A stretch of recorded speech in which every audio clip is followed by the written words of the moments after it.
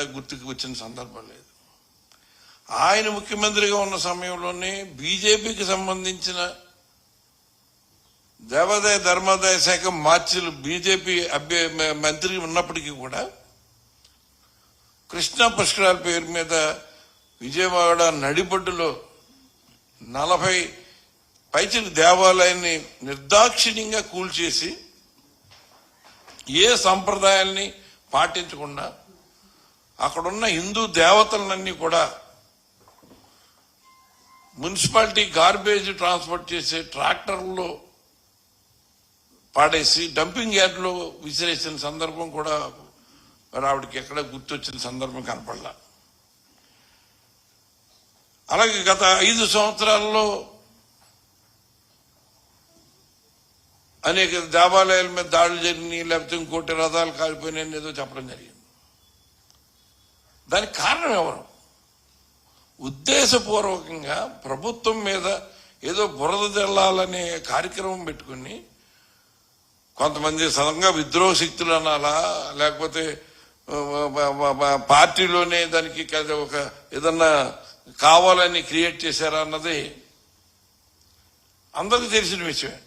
అయినప్పటికీ కూడా ఆ రోజున జరిగిన సంఘటనలకి ముఖ్యమంత్రి గారు, ఆ రోజు ముఖ్యమంత్రిగా ఉన్న శ్రీ వైఎస్ జగన్మోహన్ రెడ్డి గారు ఎక్కడ హిందువుల మనోభావాలు దెబ్బతినకుండా ఆలయాలను పునర్నిర్మాణమే చేయటమే కాదు, రథాలని నిర్మాణం చేయటమే కాదు, పెద్ద ఎత్తున ధార్మిక కార్యక్రమాలు చేయడానికి కానీ, గుడులు అన్ని పునర్నిర్మాణం చేయడానికి కానీ ఆయన పెద్ద ఎత్తున పాల్పడిన సందర్భాన్ని కూడా నేను ఈ సందర్భంగా మీకు తెలియజేయాలని ఇవాళ మీ అందరితోటి మాట్లాడటం జరుగుతాం.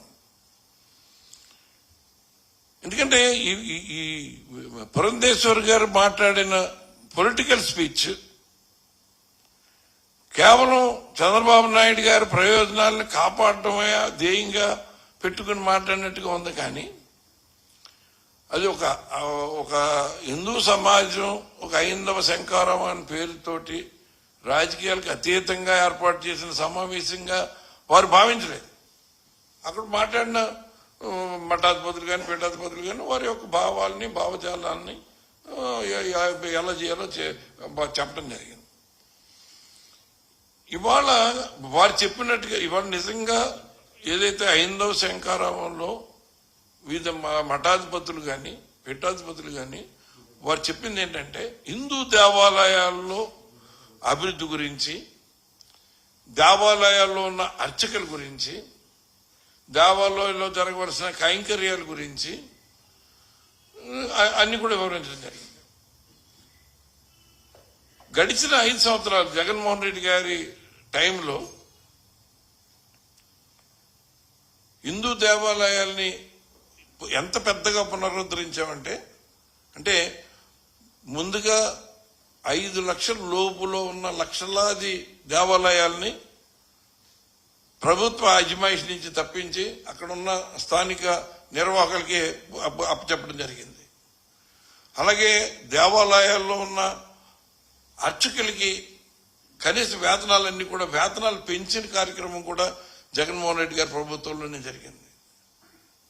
5,000, 10,000 లోపు ఉన్న వాళ్ళందరికీ 10,000 చేయడం కానీ, 10,000 తీసుకున్న వాళ్ళకి 15,625 రూపాయలు చేయడంలో కానీ వేలాది మందికి పెంచిన సందర్భం జగన్మోహన్ రెడ్డి గారి టైంలోనే జరిగింది.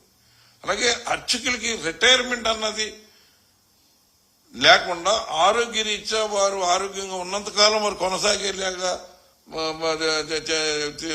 తీసుకొచ్చిన సందర్భం కూడా జగన్మోహన్ రెడ్డి గారి టైంలోనే జరిగింది. అలాగే వంశపారంపర్యక అర్చకత్వాన్ని కూడా వారి కుమారులు ఎవరైనా ఏదైతే ఆగమ శాస్త్రమో అక్కడ ఉన్న పూజ నిర్వహించే కార్యక్రమంలో సరైన శిక్షణ తీసుకుంటే వారికి ఆ వంశపారంపర్య హక్కును కూడా జగన్మోహన్ రెడ్డి గారి ప్రభుత్వంలోనే తీసుకుని కొనసాగించడం, ముందుకు తీసుకెళ్ళడం జరిగింది. అనేక ఆలయాల అభివృద్ధి వాళ్ళ కాణిపాకం దగ్గర నుంచి మొదలెట్టి అలాగే మన కాళహస్తి కానీ, శ్రీశైలం కానీ, త్రిపురాంతకం కానీ, కోటప్పకొండ కానీ, అమరావతి కానీ, ద్రాక్షారామం కానీ, భీమేశ్వర ఆలయం కానీ, కనకదుర్గమ్మ ఆలయం కానీ, తిరుపతమ్మ అమ్మవారి ఆలయం కానీ, అన్నవరం కానీ, ద్వారకా తిరుమల కానీ, సింహాచలం కానీ, అరసవిల్లి కానీ, శ్రీకూర్మం కానీ, శ్రీముఖలింగం కానీ, వాడపల్లి కానీ, అయినవల్లి కానీ, అంతర్వేది కానీ, ఇవన్నీ దేవాలయాల్లో కూడా కోట్లాది రూపాయల అభివృద్ధి కార్యక్రమాలన్నీ కూడా దానికి మాస్టర్ ప్లానింగ్ చేయించి ఏ రకమైన అభివృద్ధి చేయాలన్నది ఒక పద్ధతి ప్రకారం చేసుకుంటూ ముందుకెళ్ళాం. 225 కోట్లతోటి కనకదుర్గమ్మ ఆలయాన్ని రాబోయే 25, 30, 40 సంవత్సరాల వరకు కూడా భక్తులకు ఏ ఇబ్బంది కలగకుండా ఎంతమంది భక్తులు పెరిగినా దాన్ని అకామిడేట్ చేసేలాగా ఒక మాస్టర్ ప్లాన్ తయారు చేసి వర్క్ జరుగుతూ ఉంది. అదేవిధంగా శ్రీశైలం కూడా గొప్ప క్షేత్రం. అక్కడ భక్తులు పెరుగుతూ ఉన్నారు. అక్కడికి వచ్చే భక్తులందరూ కూడా కడు పేద భక్తులు వస్తారు. ఎన్నో వందలాది కిలోమీటర్లు నడిచి వస్తూ ఉంటారు.